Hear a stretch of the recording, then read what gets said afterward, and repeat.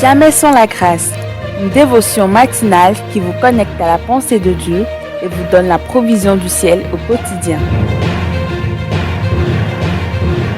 Bonjour chers amis, chers internautes, nouvelle journée, nouvelle provision, bienvenue dans cette quatrième dévotion de cette semaine autour du thème héritier de sa paix.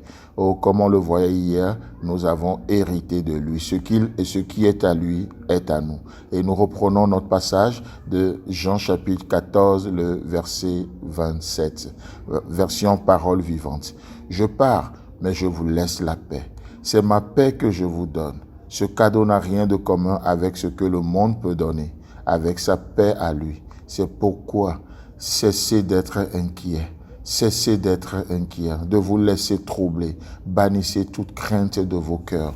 Amen. Alléluia. Hier, nous avions vu ce mot, ce verbe laisser, qui veut dire léguer. Jésus-Christ s'en va, mais il ne nous a pas laissé les mains vides. Il nous a remis quelque chose. Au-delà de remettre entre nos mains, il a déposé quelque chose dans nos cœurs. Il nous a laissé son Esprit Saint, mais il nous a aussi laissé sa paix. C'est parce que son Esprit, c'est un esprit de paix, n'est-ce pas? Dieu se présente aussi à nous comme étant ce Dieu de paix qui écrasera bientôt Satan sous nos pieds. Alléluia.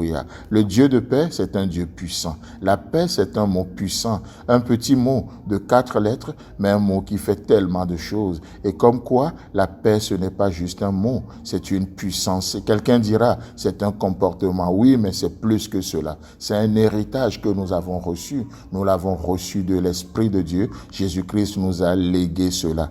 Et vous savez, lorsque Jésus-Christ parlait à ses disciples, les disciples savaient que le fait que Jésus leur léguait son shalom, comme il a dit, je vous laisse le shalom, je vous donne mon shalom. Et les disciples savaient que le fait que Jésus leur léguait son shalom incluait son bien-être total et sa santé.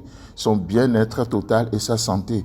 Oh, il ne l'avait jamais vu. Il n'avait jamais vu Jésus déprimé. C'est pourquoi aujourd'hui, peut-être tu es sous la dépression, tu vis des choses. Aujourd'hui, tu peux te lever basé sur cet héritage que Jésus-Christ a légué et tu chasses cet esprit de dépression au nom puissant de Jésus. Tu peux te lever contre cette maladie et tu proclames la santé, la guérison. Tu proclames ces choses jusqu'à ce que ça devienne ta réalité.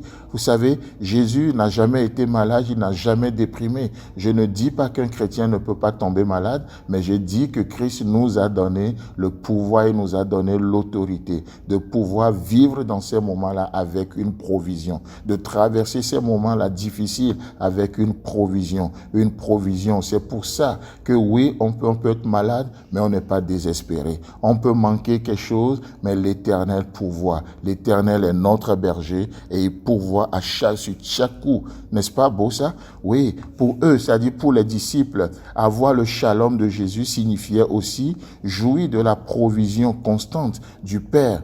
Vous savez, parce que Jésus n'avait jamais connu le manque ni la disette.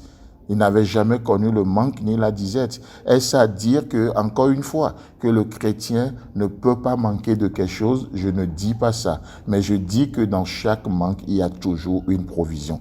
Dans chaque situation, il y a une provision. C'est pour ça que nous ne sommes pas désespérés. Non, lorsque nous ressentons un besoin, nous crions vers notre Dieu. Nous parlons à notre papa. Oh, nous prenons juste sur le compte de notre héritage. Parce que là, il a déjà tout mis sur notre compte. Et par la foi, nous amenons les choses à l'existence. Par la foi, nous possédons les choses, les visibles comme les invisibles. Vous voyez, à chaque fois que Jésus-Christ avait besoin, je crois, je ne sais plus quel jour nous disions cela, quand ils avaient besoin de l'argent, qu'est-ce qu'il va faire? Il va envoyer Pierre aller pêcher et le premier poisson qu'il trouvera, il verra l'argent dans sa bouche pour aller payer ses impôts. À nous de trouver notre poisson également. Seigneur, quel est mon poisson? Quel est ce poisson que tu me destines, dans le vent duquel tu as mis la provision? Oh, certains ont vu le poisson, mais c'était tellement joli que peut-être ils l'ont vendu. D'autres en ont décidé d'en faire l'élevage,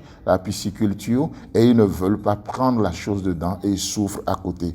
Chers amis, chers internautes, je prie ce matin que Dieu nous donne toute la sagesse qu'il faut qu'il nous donne toute la sagesse qu'il faut. Vous savez, les disciples comprenaient bien cela. Ils avaient aussi compris que avoir le shalom de Jésus signifiait aussi de jouir de son abondance surnaturelle, parce qu'il avait vu subvenir aux besoins des milliers de personnes, comme on le disait, je ne sais plus quel jour encore. Il a nourri des foules, il a fait des choses. Et lorsque nous avons le shalom de Jésus, Jésus fait de nous désormais une source de provision pour des gens autour de nous. Chers amis, chers internautes, que le Seigneur vous bénisse. Si Christ tarde à venir, on se retrouve demain. Shalom. Si vous avez aimé cette émission, parlez-en à vos amis. Parlez-leur du message de la grâce et de ce qu'il fait dans vos vies. Pour un sujet de prière, une question ou pour devenir partenaire, contactez-nous au 00229 94 75 80 20. Que Dieu vous bénisse et à la prochaine. En attendant, pensez avec Dieu.